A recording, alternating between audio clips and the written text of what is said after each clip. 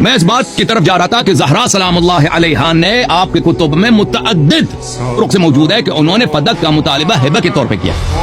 آپ کہہ رہے ہیں کہ ہبہ اگر کیا بھی ہے تو اس کو مثلا تولیت دیا, وہ کوئی حدیث دکھائے نا, کوئی حدیث ہمیں دکھائیں کہ رسول اللہ صلی اللہ علیہ وسلم نے, ان کی بیٹی کوئی کسان تھی, ان کی بیٹی کوئی وہ فارمر تھی, تو وہ کوئی باغ چلانے کا کاروبار کرتی تھی کہ ان کو باغ چلانا آتا ہے, ان کو تولیت کے طور پہ دیا. نہیں, جب کہتا ہے کہ میں نے اس شخص کو اقطعہا اعطاہا وہبہا, یعنی میں نے ملکیت دے دی ہے, یہ واضح. اور یہ کہنا کہ تسلیم ہی نہیں کیا, تو آپ کیسے کہتے تھے؟ جب کہتا ہے کہ اعطاہا تو تسلیم ہی یہی ہے. وہ کہتے ہیں میں نے آپ کو فتح دے دیا, وہ کہتے ہیں میں قبول کیا. یہی ہبہ یہی ہے اور قبول یہی ہے, اس کے علاوہ کسی اور چیز کی ضرورت ہی نہیں ہے.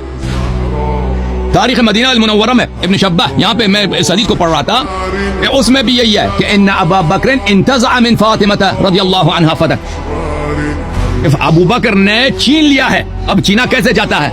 جب ان کے ہاتھ میں ہو نا, ان کی ملکیت میں ہو, ان کے وکلاء کے ہاتھ میں ہو, تو تبھی چھینا جاتا ہے. یہ کتاب انصاب الاشراف للبلاذری, جلد نمبر 10, چاپ دار الفکر, صفحہ نمبر ہے 79.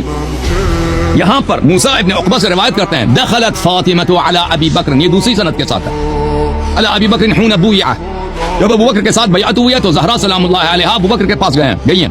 فقالت ان ام ایمن و رباح, رباح مولا رسول اللہ صلی اللہ علیہ وسلم, پیغمبر کے غلام تھے. یہ کتنے صحابی بن گئے؟